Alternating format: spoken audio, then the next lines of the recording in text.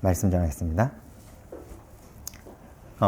예수님은요, 공생의 기간 동안에 이제 수많은 기적과 이적을 행하셨습니다. 그리고 하나님 나라에 대해서 이제 선포하셨죠. 예수님의 사역의 특징을 이야기한다면 무엇일까요? 예수님의 그 어떤 사역도요, 하나님 말씀에 벗어나지 않았다는 것입니다. 예수님은 하나님이시지만, 그분도 하나님이시지만, 예수님은 철저하게 우리가 말하는 구약 성경의 통제 속에서 모든 사역을 행하셨다는 거예요. 그렇다면 성경을 아는 이들은요, 예수를 알아봐야 되지 않을까요? 그렇죠. 그런데 왜 이들은요, 예수를 죽이고자 했을까요? 정말 그들이 예수님을 몰라봤기 때문에, 예수님이 정말로 그들이 바라보기에 신성모독을 했기 때문에 예수님을 죽이고자 한 것일까요? 아니요. 그렇지 않습니다. 대신 그들은 진짜 예수님이 메시아면 어쩌지? 라는 그 두려움이 있었던 거예요. 그 증거가 무엇이죠? 요한복음 3장을 우리가 보면요, 어떤 장면이 나오냐면 유대 지도자 니고데모가 예수님을 찾아오는 장면이 나옵니다. 예수님을 찾아와서 진리를 물어보죠. 영생이 무엇입니까? 라고 유대 지도자 니고데모는 예수님께 물어봅니다. 이 니고데모는 예수님이 본격적으로 공생애를 시작하기 전에 하신 사역만을 보고 찾아온 거예요. 이렇듯 예수님의 사역은요, 예수님의 메시아임을 분명하게 드러내기에 충분했습니다. 공식적으로 예수님이 공생애를 시작했을 때 일으킨 기적과 이적, 그리고 메시지는 얼마나 더 분명하게 예수님이 그리스도이며 메시아인지 드러냈을까요? 그렇죠. 또 니고데모는 그동안에 예수님에 대해서 뭐라고 주변 사람들에게 변증을 했을까요? 만약에 성경을 그렇게 전통한 사람이라면 사실 알았을 거예요. 예수님이 성경에 예표된 대로 그렇게 흘러가고 있구나. 그러나 그들은 예수님을 보고도 예수님을 보지 못했습니다. 그들에게 하나님은요, 자신들의 권력을 쥐기 위한 도구였을 뿐이죠. 그래서 그들에게는 예수님이 메시아가 아니었어만 했고, 혹시나 사람들이 그러니까 예수님이 메시아임을 들킬까봐 더 죽이려고 한 것입니다. 그런데 이런 유대 지도자들의 모습이 사실 오늘날 기독교인들의 모습이기도 합니다. 많은 이들이 예수님을 믿는 동기가 무엇인가요? 정말 예수님이 그리스도라서 믿는 것일까요? 아니면 많은 경우 당시 유대 지도자들처럼 내게 이익을 가져다 줄 도구로만 생각하는 경우가 있기 때문에 그럴까요? 제가 목사지만 사실 신앙생활하면서 가장 크게 실망하는 대상이 목사입니다. 왜냐하면 성도들은 잘 모르잖아요. 근데 저와 같은 목사들은 정말 그 속성들을 잘 알잖아요. 물론 처음에 은혜로 갔지만 내가 어떤 위치가 생기고 내 권위가 생기고 내 역할이 생기면 그것을 놓기가 싫어요. 그게 저는 아닙니다 라고 저는 말하지 않겠습니다. 저도 마찬가지예요. 그것을 놓기 싫어서 유대 지도자들과 똑같은 행동합니다. 저 사역이 옳아요. 저 사역이 맞는데 그게 커지고 사람들에게 집중되면 내 힘이 빠질까봐 그 사역을 막기 위해서 애씁니다. 이게 한 교회 안에서 일어나는 거예요. 한 교회 안에서. 그리고 한 기독교 단체에서, 한 교단에서 그렇게 합니다. 이것이 당시 유대 지도자들의 모습뿐만 아니라 오늘날 기독교인들의 모습이기도 하죠. 또 나의 모습이기도 하고요. 그렇게 오늘날 교회는 복음의 빛을 이 세상 속에서 발하지 못하고 여전히 세상의 노예와 포로와 속국으로 살아가고 있는 것입니다. 그래서 우리는 이 시간을 시작으로 다시 예수께 집중하고 예수만을 바라보는 신앙을 회복해야 될 것입니다. 오늘 본문을 보면요, 6월절 가까운 때에 예수님 베단이 오셨다고 합니다. 요한복음에 보면 11장에 보면 예수님은요 나사로를 살리시고 잠시 몸을 피해서 다른 지역을 가시다가 유월절 엿새 전에 이제 베다니 예루살렘하고 가까운 베다니 지역에 오십니다.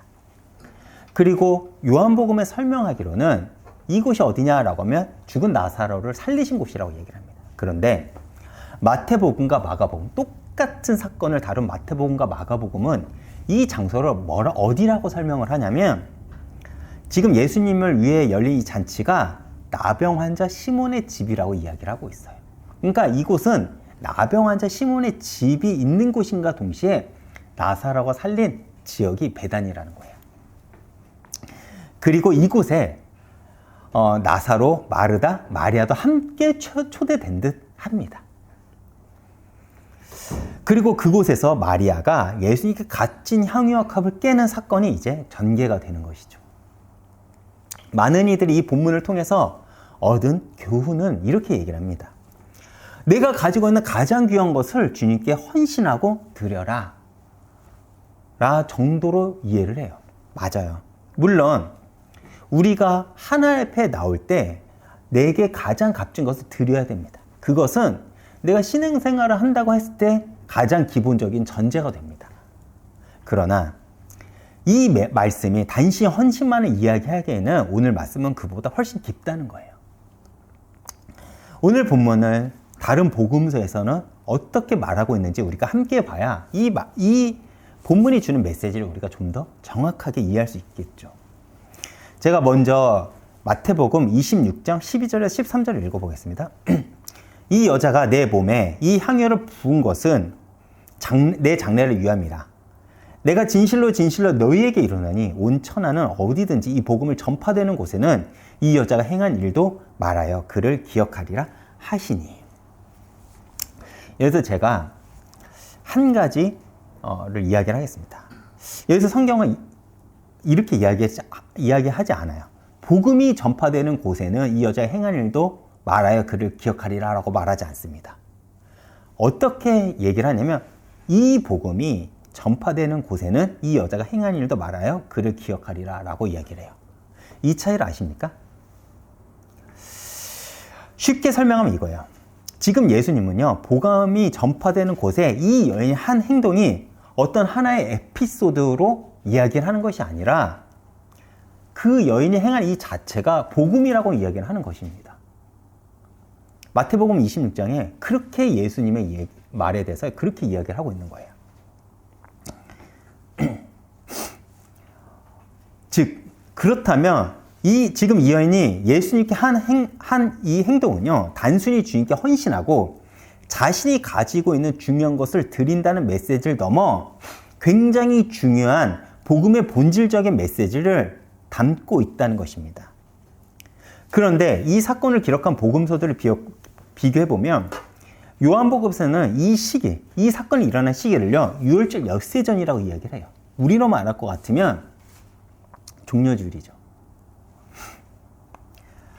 예수님이 나귀를 타고 예루살렘에 입성하기 전날이라고 요한복음은 이야기를 하는데 마태와 마가는요, 그 시점을 언제로 기억하냐면 마태복음 26장 1절에서 2절을 보면요, 이렇게 이야기를 합니다.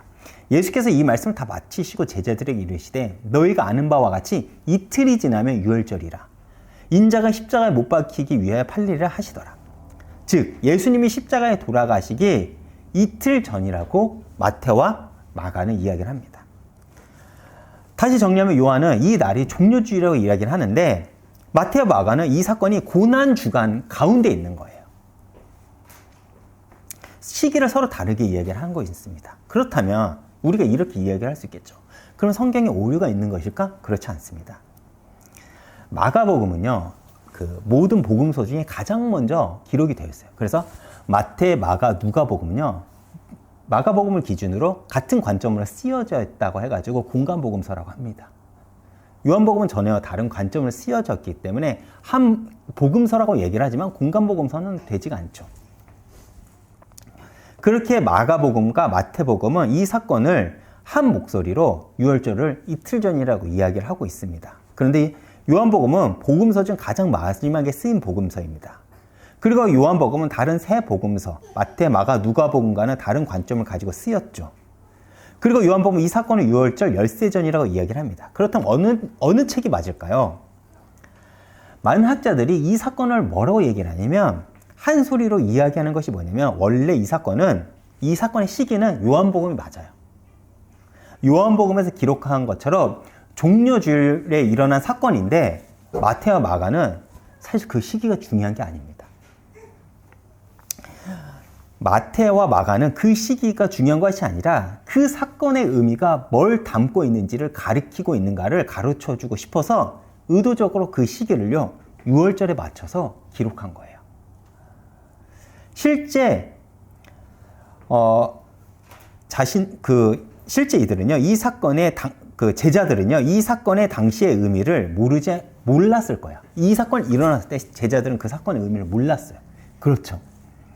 그런데 제자들이 이 사건이 주는 의미를 당시에는 모르고 있다가 예수님의 십자가와 부활을 목격하고 나서 마리아가 행한 이 행동이 단순하게 손님을 대접하는 사건이 아니라 예수님의 장례를 준비했고 유월절 사건과 연결되는 사건임을 이들은 나중에 뒤늦게 깨달았기 때문에 이 사건을 기록했을 때 원래 있었던 그 시기를 기록한 거 아니라 이 사건이 무엇을 의미하는지를 알려주고 싶어서 그렇게 기록한 거라는 것입니다.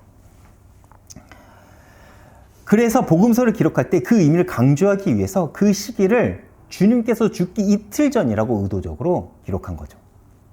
이렇게 시기를 바꾸면서도 이야기하고 싶은 것이 있다면 이 사건은 굉장히 중요한 메시지를 담고 있는 사건이라는 것입니다. 무엇과 연결해서요? 예수님의 십자가 사건과 연결해서요. 오늘 예수님은요, 오늘 그 마리아는요, 죄송합니다. 오늘 예수님은 이 여인이 당신을 위해 향유값을 깨서 당신의 머리에 붓는 사건입니다. 굉장히 유명한 사건이죠. 그리고 마리아의 이 행동을 가르쳐 예수님은요, 이 복음은이라고 이야기를 합니다. 마리아는 그렇게 예수님을 보았어요. 예수님이 그녀가 한 행동을 가르쳐 복음이다. 그것이 복음이야 말할 정도로 마리아는 예수님을 그렇게 바라봤습니다. 그런데 여기서 우리가 생각할 수 있는 게 뭐냐면 왜 말씀 맡은 서기관들과 제사장들, 대제사장과 바리새인들은 예수를 인정하지 않았을까요?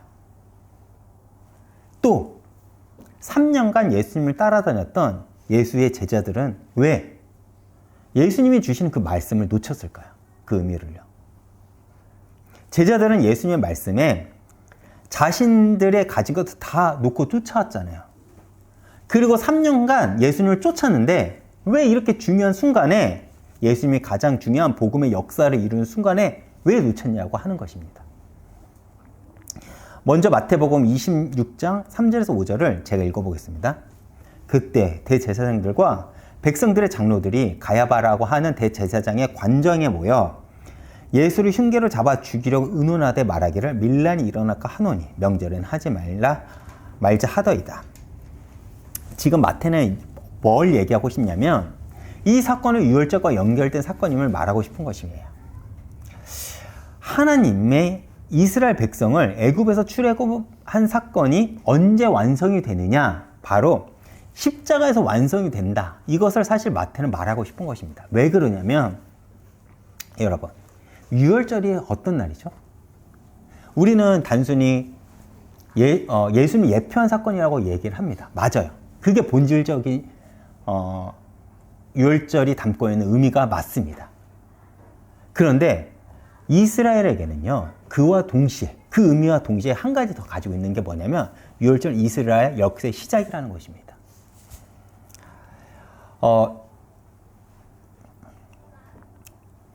시작이라는 거예요.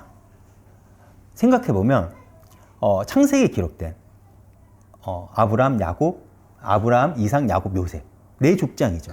네 족장은 이스라엘의 조상을 이야기하는 거지 이스라엘 역사를 이야기하는 게 아닙니다. 그리고 그 중간에 이스라엘의 이야기는요, 애굽의 역사에 속해서 이야기를 한 것이지 이스라엘의 본격적인 역사가 아니에요. 이스라엘의 모든 역사의 시작은요, 유월절 이후입니다. 즉 마태가 유월절을 언급한 것은 이스라엘 역사를 이야기하는 거예요. 이스라엘 역사 전체를 이야기를 하고 싶은 것입니다. 그래서 마태가 유월절을 언급한 것은 이스라엘 역사의 완성은 십자가다. 이 말을 마태가 이야기를 하고 싶은 거예요. 그래서 굳이 마태는요, 유월절을 이 사건과 연결시키고 싶어서 이야기를 하고 있는 것입니다. 그렇다면 성경을 잘 아는 대제사장들과 서기관은 무엇을 해야 됩니까? 그들은 이스라엘에서 하나님의 일하심을 가장 가까이 증언해야 될 사람들입니다. 그런데 오히려 그들은 자신들의 민족의 역사가 완성되는 그 시기에 예수님을 죽이려 한다고 하는 것입니다. 정말 그들이 성경을 제대로 보았다면 예수님이 하는 모든 사건의 의미를 알았을 거예요. 그러나 그들은 자신들이 가지고 있는 그 동기를 버리지 못해서 오히려 그 사건의 역사가 완성된 그 시에 예수님을 죽이려 한다고 하는 것입니다. 마리아가 우리는 지난주 이스라엘 백성들이 유월절을 준비하기 위해서 자신들의 죄를 회개하고 자신들을 성결하는 시간을 가진다고 했습니다. 왜 그렇죠? 유월절을 전심으로 지키기 위해서입니다. 마리아는 자신이 가장 아끼던 향유약합을 깨서 전심으로 주님을 섬겼습니다. 그런데 그들은 전심으로 유월절을 지켜야 할 그때 그들은 자신들의 이익을 위해서 유월절에 전심하지 않았고 자신들의 욕심을 드러냈다는 것이죠.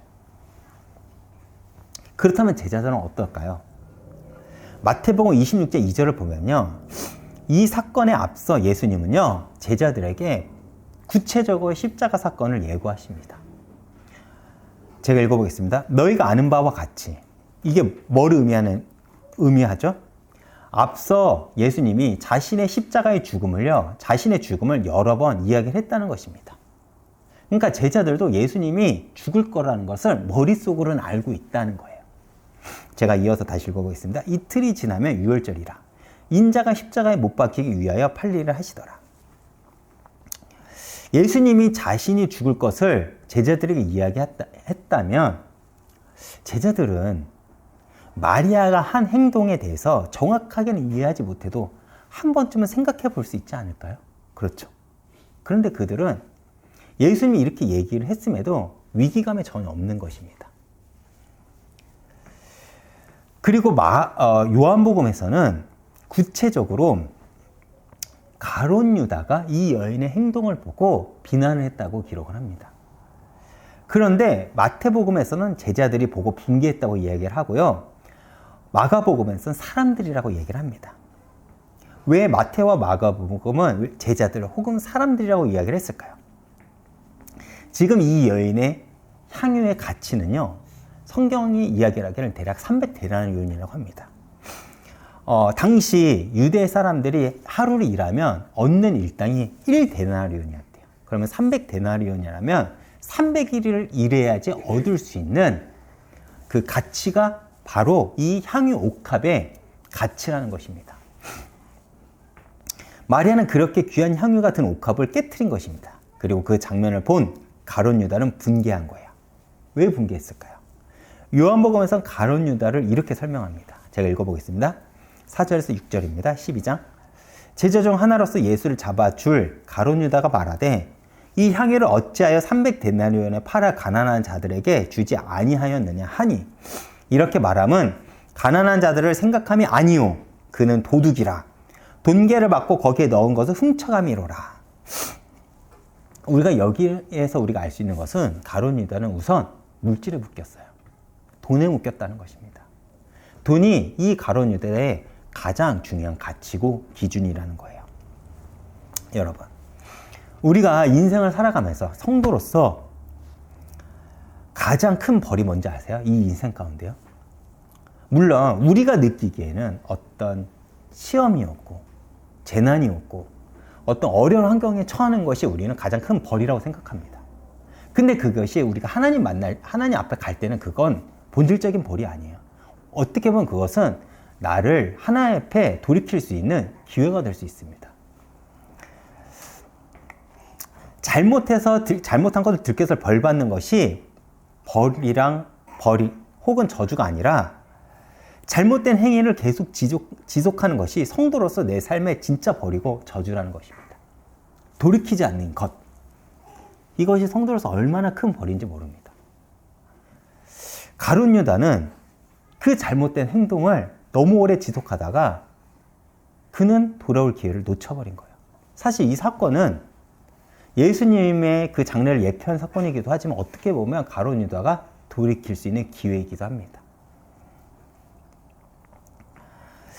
예수님이 가룟 유다가 지금까지 한 행동을 몰랐을까요? 알았어요. 그러나 예수님은요, 계속해서 가룟 유다를 기다리시면서 그에게 돌아올 기회를 주고 계신 것입니다. 그리고 다른 제자들 역시도 가룟 유다에게 전염된 거야. 그런 주장이에요.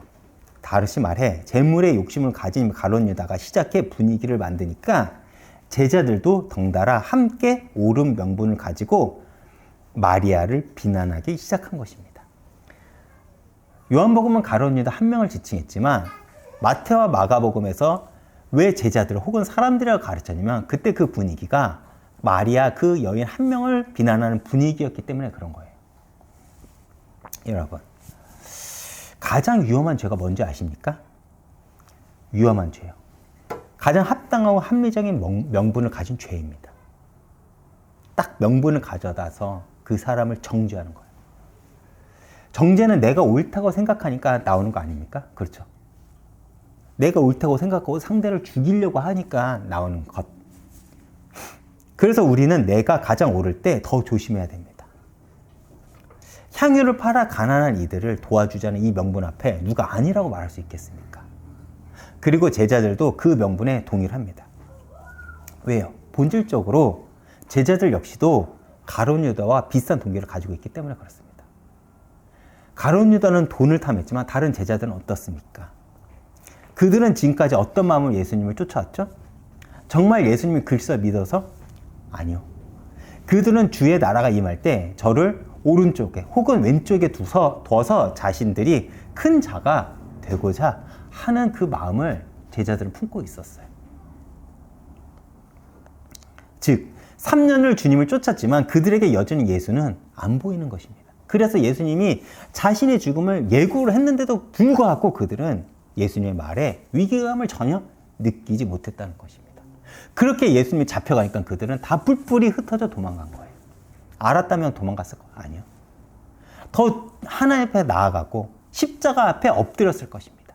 도망가지 않았을 거예요. 그러나 죽기가 두려워. 자신들 역시도 그렇게 잡힐까봐 두려워 도망간 것입니다. 우리도 마찬가지겠죠. 우리는 적지 않은 시간 동안 신앙생활을 해왔습니다. 그런데 혹시 우리도 제자들과 같은 마음으로 예수를 쫓지 않은지 우리는 스스로 점검해 봐야 될 것입니다. 여러분, 교회는 어떤 곳입니까? 교회는 본질적으로 하나님을 높이는 곳이지 교회는 사회복지하는 곳이 아니에요. 지금 가룟 유다와 제자들이 말하는 게 뭡니까? 복지하라는 거예요, 복지. 왜 그런지 아십니까? 사회복지는 다른 곳에서 할 수 있어요. 만약 교회가 사회복지에만 집중한다면 그곳에는 예수가 없을 것입니다. 우리는 예수를 바라보기에 이 자리에 있는 거예요. 그것을 교회에서 하지 말자가 아니에요. 당연히 해야죠. 저희 교회도 하나님의 은혜를 주셔서 어느 정도 부흥을 하면요, 그 부분을 분명히 할 것입니다. 그러나 그게 이은교의 본질이 돼서는 안 된다는 것입니다. 예수를 나누기 위해 나눔이 있고 복지가 있는 것이지 그 자체가 복지가 된다면 안 된다는 거예요. 그것은 복음이 아니라는 것입니다.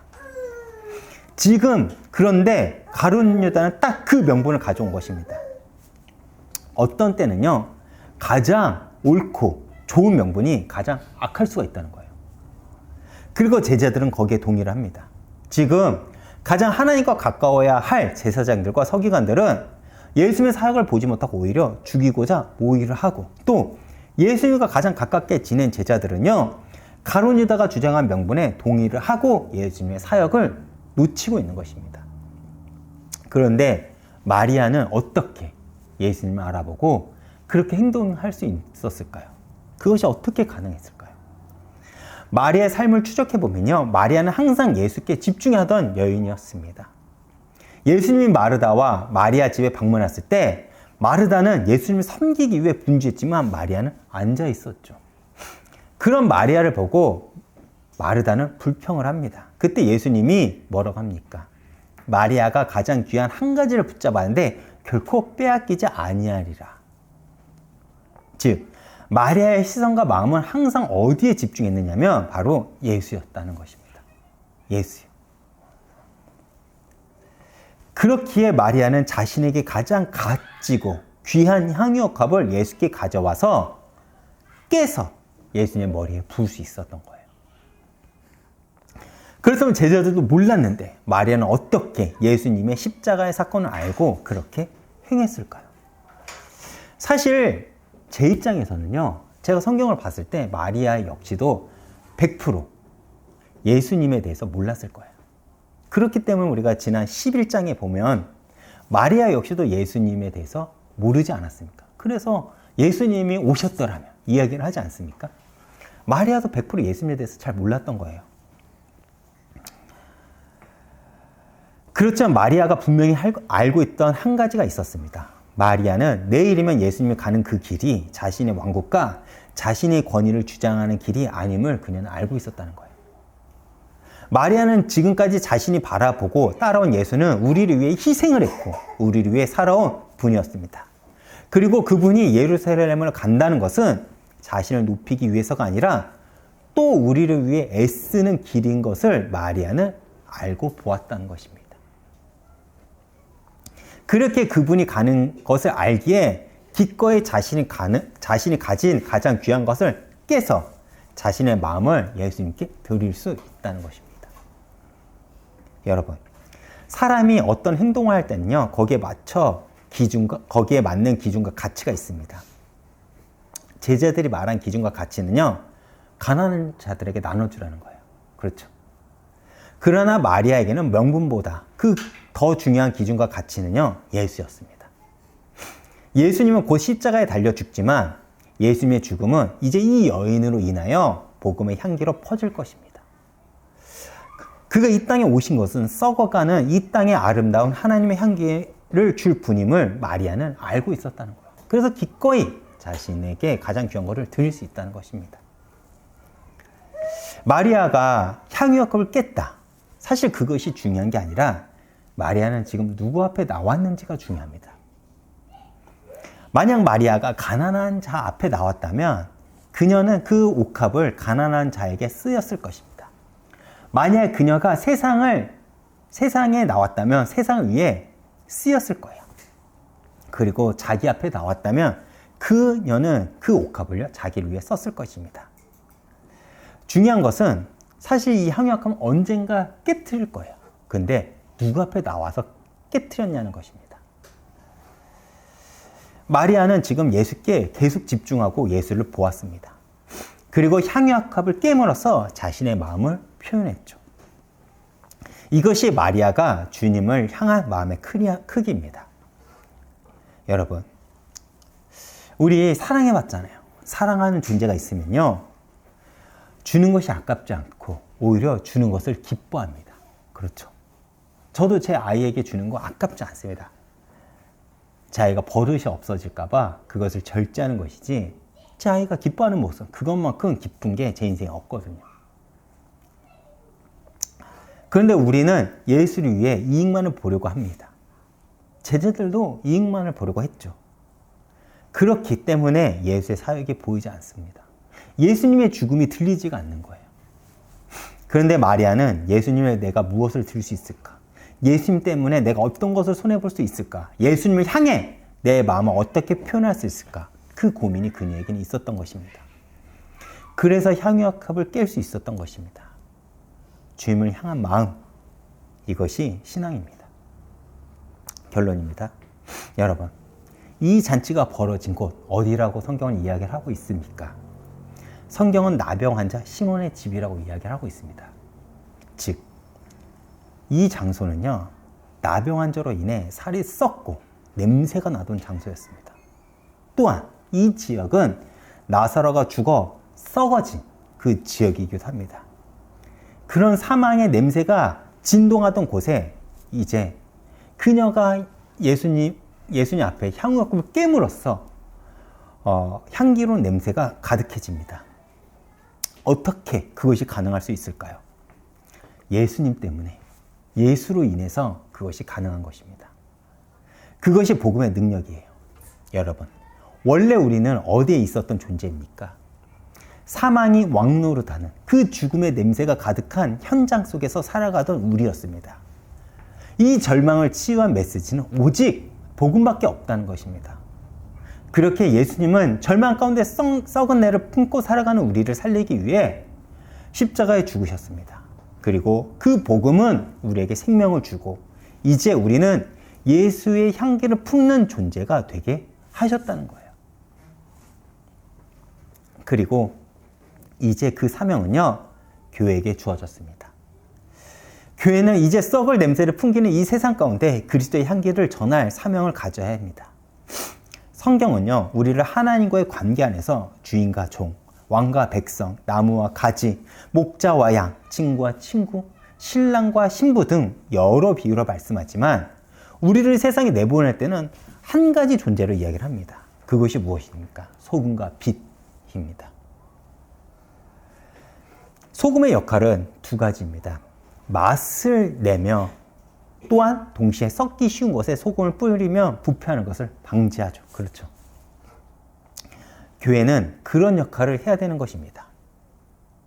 교회가 있는 곳에, 여러분들이 있는 곳에 그곳에 맛이 나야 되며 썩어질 곳에는 여러분들이 감으로써 썩지 않고 부패를 막는 여러분들의 존재가 그런 존재가 되어야 된다는 거예요. 또 빛 역시도 마찬가지입니다. 빛은 환하게 비춰서 많은 사람들을 인도하게 하지만 또 동시에 빛이 비춤으로써 그 곰팡이, 여러분 곰팡이가 어디가 쉽게 곰팡이가 생기나요? 바로 어둡고 축축한 곳입니다. 이곳에 빛이 비춰지면 곰팡이 문제는 금방 해결됩니다. 그렇죠? 여러분, 우리가 그런 존재가 된다는 거예요. 그들은 빛을 인도해야 되지만 우리를 바라보면서 자신들이 가지고 있는 죄가 드러남으로써 그들이 죄로 돌이키게 하는 그런 존재, 썩어가는 인생이 아닌 생명의 길로, 향기로운 그 인생의 길로 인도해야 되는 존재가 바로 여러분들이라는 것입니다. 그렇기에 교회는 썩은 세상을 살리는 참 소금과 빛의 역할을 해야 되는 사명을 가져야 합니다. 어떻게 우리가 그 일을 할 수 있을까요? 어떻게요? 나가서, 지금 당장 나가서 여러분 전도하세요. 지금 나가서 복음을 전파하세요. 그래야 됩니까? 아니요. 이 마리아처럼 예수께 집중하면 됩니다. 나의 행동이 마리아처럼 예수님의 사역을 드러내는 삶을 살면 된다는 거예요. 그렇다면 하나님은 여러분을 통해 또 이음교회를 통해서 세상에 복음을 흘리실 것입니다. 한 주도 예수께 집중하며 승리하시길 축원드리겠습니다. 제가 이번 주 찬양은요, 예수, 예수, 예수. 이전에 저희가 함께 들어본 적 있죠? 찬양을 준비했습니다. 여러분은 지금 어디에 집중하고 바라보고 계십니까? 그곳에, 내가 집중한 그곳에 내 마음이 있고 내 열정이 있고 내 헌신과 희생이 있을 거예요. 우리는 그리스도인입니다. 우리는 죄로 인해 사망 가운데 썩고 냄새나는 삶을 살아갈 수밖에 없는 그 운명 속에서 예수를 통해서 생명을 얻어 향기로운 냄새를 품고 사는 존재가 되었습니다. 그것을 가리켜 뭐라고 하는지 아십니까? 성도라고 합니다. 성도요. 그렇게 우리는 예수께 이제 예수를 빼앗기지 않는 싸움을 해야 됩니다. 그래서 더 주님께 집중하고 더 주님을 바라보며 내 삶의 열정과 헌신과 희생을 우리는 예수께 두는 싸움을 해야 된다는 거예요. 더 나아가 이제 우리의 사명은 세상에 예수의 향기를 소개하는, 예수의 향기를 품어내는 존재가 되어야 된다는 것입니다. 오늘도 이 찬양을 통해서 여러분 큰 은혜 받으시길 바라겠습니다.